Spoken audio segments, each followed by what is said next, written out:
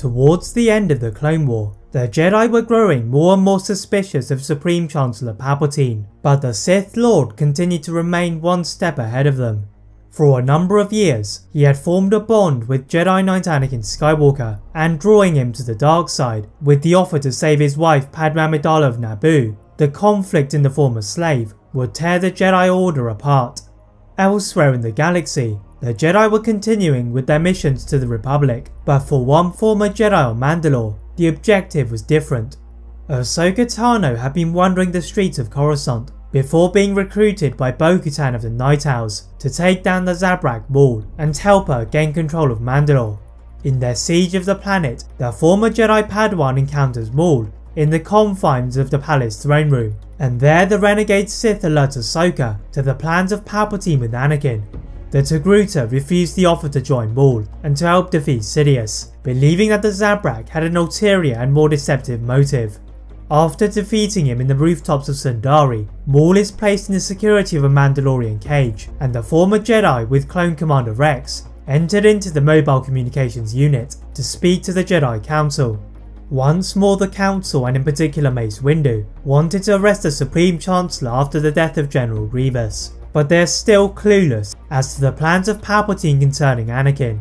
Ahsoka is unable to inform the Jedi of everything they needed, due to Mace Windu denying her information concerning the Chancellor, and as they return to Coruscant, Ahsoka senses a seismic shift in the Force before Order 66 commenced. But what if Ahsoka had sensed Anakin's fall to the dark side? Could she have saved him before he was consumed by the temptations of the Sith? Or would she have perished like so many other Jedi? As you're going to find out, Ahsoka's visions could have changed the outcome of the end of the war. Aboard the bridge of the Venator-class Star Destroyer named the Tribunal, Commander Rex offered for Ahsoka to join his briefing, but the Jedi decided that she would go to check if Maul was still in his cage. The former Jedi could hear rattlings and screams from the former Sith, and dismissing the clones guarding him, she freed him from his shackles. Maul revealed the visions he had seen of the events in Palpatine's office, and now Ahsoka could sense them too, so they ran to the briefing room just as the clones began to gather. Dismissing all of the 332nd Company, Maul threatened any that did not comply, as Ahsoka changed the line of communication to the Jedi Temple.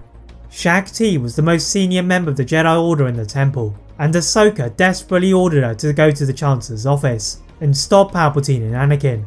The Council member ran to the Republic Executive Building and used a civilian speeder to get her to the level of the office, before leaping through the window that had already been broken by Mace Windu. Before Anakin could choose the dark side, Master T pushed Anakin back into the walls of the office, but this allowed Palpatine to escape into the streets of Coruscant. As Anakin got to his feet, he ignited his lightsaber and charged to the Jedi Masters, furious that his road to saving Padme had been completely blocked. The Council members take advantage of their mastery of lightsaber combat, and Anakin's lack of control in his new dark side powers to defeat him, as they then took him to one of the remaining carbonite freezing chambers in the Jedi Temple. Running back to the missions room, they find Ahsoka waiting to hear the fate of her master, but in the chaos aboard her ship, Maul had taken a Y-wing bomber from the hangar of a destroyer to escape to the surface of Coruscant. Windu responds to the information given by Ahsoka to divide the clone battalions into small groups to find Maul, which they hoped would also reveal the location of the Chancellor. Palpatine, however, was hidden in plain sight just as he had been throughout the war, and standing in the centre of the Galactic Senate's main arena, he condemned the Jedi to be traitors of the Republic. The senators around him have mixed responses, until they are terrified by the presence of Maul emerging from one of the exits, and they all ran to safety. Palpatine narrowed his eyes at the sight of his old apprentice, and leaping towards him, Maul retreated back to the streets of Coruscant, where he knew the clones and the Jedi would be waiting. Palpatine could sense the trap being laid by the Zabrak, and he needed Anakin by his side, so as the Chancellor blended himself amongst the crowd of senators, he took the chance to run for his personal speeder, where Mace Windu stood by. Palpatine carefully looked around the skyline of Coruscant, where he sensed his future apprentice at the temple, and ordered the pilot to take him there, as Maul looked confusingly around the Senate building. Just above him, Ahsoka had finally arrived on the planet, and alongside members of the 332nd Company, they were horrified to discover that Anakin was not being guarded by any Jedi Masters, and ran into the boundaries of the temple to find him. the former Padawan finally saw a master encased in carbonite, and releasing him from his constraints, his eyes opened and they were a sickly yellow. Demanding to know the condition of Padme, Ahsoka attempted to drag him back to her apartment, but before they leave the temple, they are interrupted by the voice of Palpatine. The Dark Lord of the Sith slowly walked from the shadows, and with one of his hands, he summoned a blue cloud of Sith magic and fired it at Ahsoka and the still form of Anakin, leaving the Padawan with no choice but to release the hold on her master. Repelling the attack with her hands, Ahsoka realised that the Sith was toying with her as she began to lose her footing on the cold and slippery floor, before she is interrupted by Maul. The Zabrak manoeuvred a fallen pillar into the path of Palpatine, but it could only delay him temporarily as he casually rolled away and summoned Anakin with the Force. When the smoke finally settled, Palpatine had disappeared into the night sky of Coruscant, leaving the Jedi with a dangerous Sith and a powerful apprentice on the loose. As Ahsoka recovered to her feet, she detected a terrifying shockwave of motion from Maul, and it is soon followed by all of the clone troopers turning in their direction and executing Order 66. The loyalty maintained to the Jedi had given Mace Windu just enough time to disarm all of the present clone commanders, and as the troopers began to fire, the Jedi took the commanders to the Halls of Healing on the words of Rex. Ahsoka, on the other hand, ran out of the temple, deflecting every blaster bolt aimed at her, but as she began to struggle with fatigue, she was saved by the arriving Jedi of Obi-Wan and Yoda. The Jedi Masters asked Ahsoka to go to the apartment of Senator Amidala, as the Jedi tried to protect themselves from Order 66, and there she found Bail Organa also waiting for her. The two senators were locked in a battle with the clone troopers, with Palpatine regarding them as enemies of the Republic, and as the clone gunships grew closer and closer to the building, Ahsoka leapt onto one of them and turned the turrets onto the others to drive them away. More clones were arriving from the other worlds, so Padme and Bail Organa jumped onto the ship, flying to the Alderaanian Senator's cruiser. Padme gives birth to Luke and Leia, whilst the Republic ships began to chase them above the airspace of Coruscant, and leaving the Senator to recover, Ahsoka took the gunship to the planet's surface to try and look for any clues in a bid to find her master.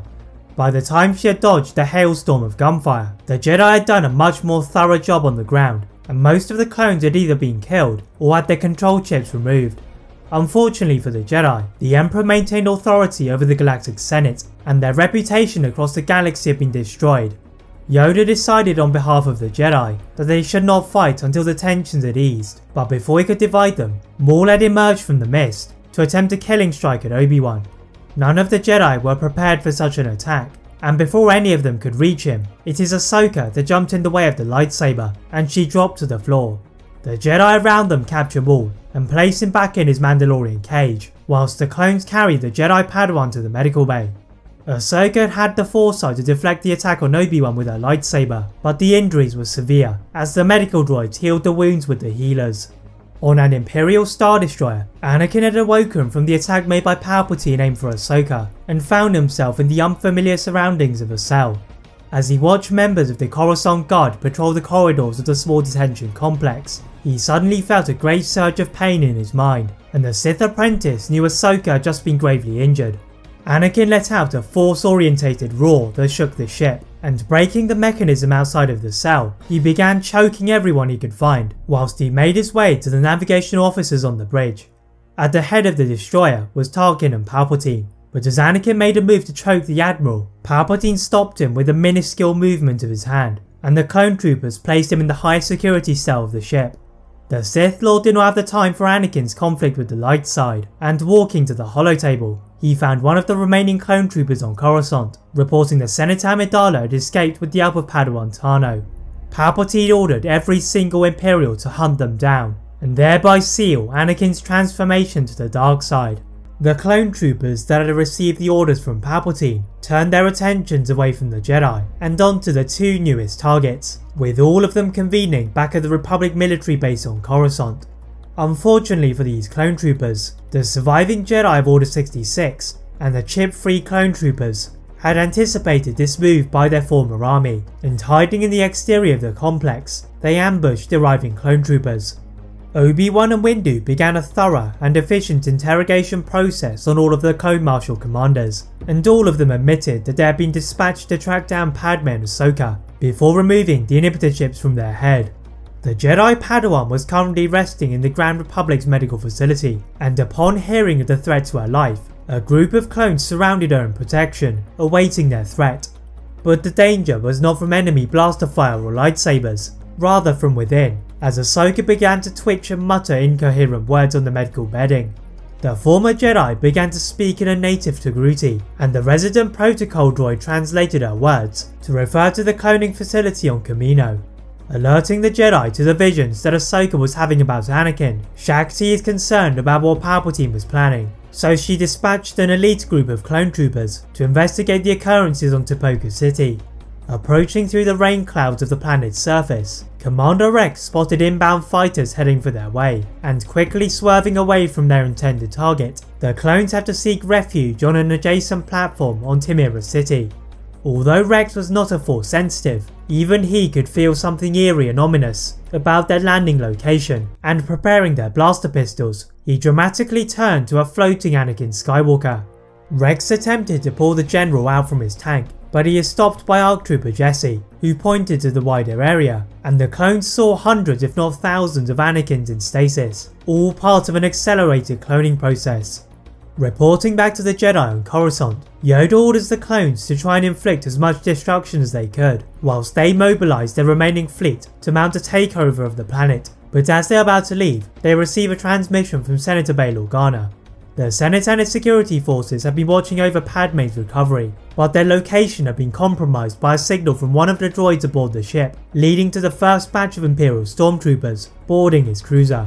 Although the senators and the guards had attempted a defence, Padme is forced into an empty escape pod with Luke and Leia, whilst Bail Organa scrambled into one of his spare shuttles to the surface of Coruscant. Now in the lower parts of the planet, he was being pursued by clone troopers, and it is the Jedi who managed to save him before he could be shot down in his speeder.